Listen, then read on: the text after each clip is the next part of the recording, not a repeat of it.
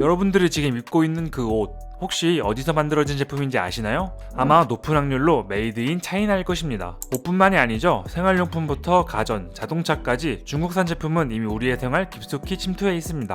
그리고 옷 좀 좋아하시는 분들이 공통적으로 꺼려하는 게 바로 이 중국산이죠. 예전에 발렌시아가의 경우 인기 제품이 중국으로 제조 공장을 바꾸자 팬들의 비난과 함께 리셀가가 떨어지기도 했고, 많은 빈티지 매니아들이 찾는 아이템들 또한 제조 공장이 중국으로 넘어가기 이전의 제품들입니다. 중국은 이제 단순히 옷을 제작해주는 곳에서 직접 브랜드를 운영하는 곳으로 영향을 확장하고 있는데, 오늘은 이런 중국 패션 브랜드에 대한 이야기를 간단하게 해보려고 합니다.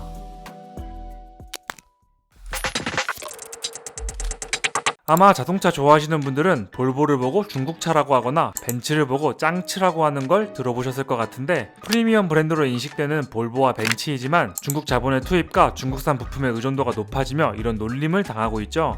패션 쪽에서도 예외는 아닙니다. 몇 년 전부터 꾸준히 인기가 좋은 아크테릭스와 살로몬이 중국 거라는 사실 혹시 알고 계셨나요?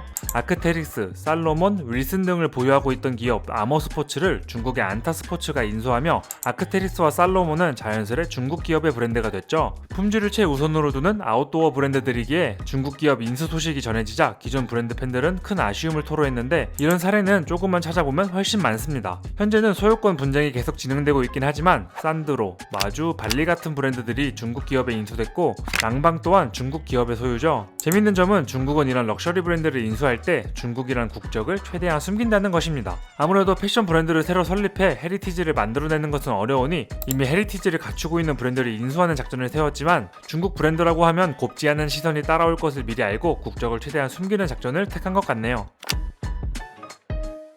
하지만 최근 들어선 옷 좀 좋아하는 사람들 사이에서 중국발 브랜드들이 하나둘 관심을 얻어가고 있습니다.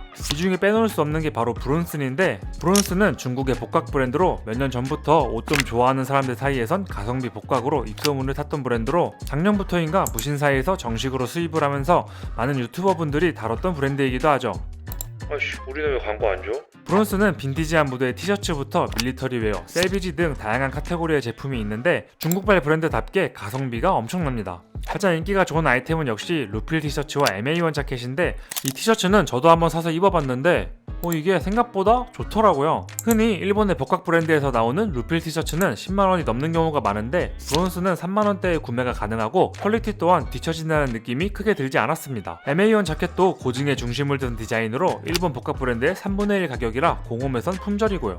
가성비 복각 브랜드라는 키워드를 달고 평소 밀리터리 웨어나 아메카지 스타일을 좋아하시는 분들에게 브론슨이 반응이 꽤나 좋은데, 최근에는 브론슨뿐만 아니라 다른 중국의 복각 브랜드들도 하나둘 언급이 늘어가고 있습니다. 중국 한정이긴 했지만 풀카운트와 콜라보를 하기도 했던 레드클라우드라는 것도 있고, 리얼 사이먼스, 기제모, 소스찬 같은 브랜드들도 밀리터리 제품이나 가죽 아우터류 위주로 조금씩 언급이 늘어나고 있더라고요. 물론 가성비를 중점으로 다뤄지고 있고, 이런 중국발 브랜드들의 퀄리티가 일본 복각 브랜드들과 동등하다고까지는 생각되진 않지만, 현재 그 수준이 많이 올라온 것은 부정할 수 없는 사실인 것 같습니다. 그렇지만 이런 아메카지 스타일의 의류들은 옷의 제작 방식이나 퀄리티도 중요하지만 또 빼놓을 수 없는 게 역시 브랜드가 주는 감성과 믿음이거든요. 우리가 버즈릭슨이나 리얼 맥코의 제품을 구매하는 이유 중에 여기라면 제대로 만들었겠지 하는 브랜드가 주는 신뢰도도 무시할 수 없다고 보는데, 아직 중국발 브랜드는 하나의 브랜드로서 소비되기에는 설득력이 조금 부족하다는 느낌입니다. 아마 이건 제가 한국인이라 더 그렇게 느끼는 걸 수도 있겠네요. 하지만 반대로 나는 브랜드가 주는 감성과 스토리는 상관없이 저렴한 가격에 괜찮은 제품을 사고 싶다 라는 분들에겐 추천드릴 수 있겠다고 생각합니다.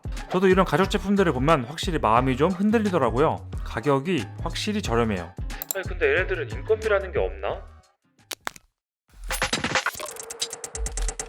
복각 브랜드 말고도 중고가의 브랜드들 쪽에서 중국 브랜드들의 입지가 점점 탄탄해지고 있는 것 같고, 중국계 디자이너들의 활발한 해외 활동도 점점 더 많이 보이는 것 같은데, 여러분들이 보시기엔 어떠신가요? 저는 중국발 브랜드들이 헤쳐나가야 할 산이 아직은 많고, 중국의 실수 같은 키워드를 통해 가성비를 강조하거나 국적을 숨기지 않고는 아직까지는 많은 소비자들의 선택을 받기에는 쉽지 않아 보인다고 생각하는데, 과연 가성비라는 문구를 떼고 중국 브랜드 이름을 강조해도 소비자들의 선택을 받을 수 있을까요?